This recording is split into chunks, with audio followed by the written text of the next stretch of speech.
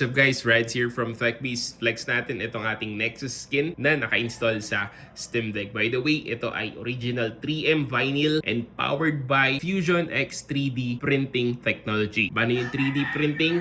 Sobrang detalyado at nakaangat yung design niya. So dito sa Nexus, dahil para siyang board, motherboard, chips galing sa mga computer. So textured lahat yan. Pakinggan nyo para makita nyo na texture. Marinig nyo pala. Ayan.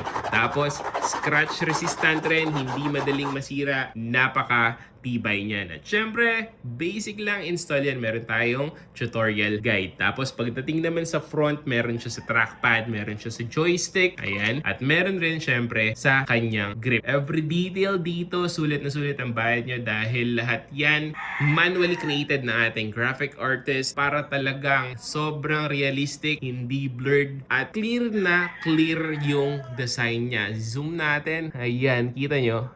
Sobrang solid niyan. Ayan. So, kung gusto nyo mag-check out, COD tayo nationwide.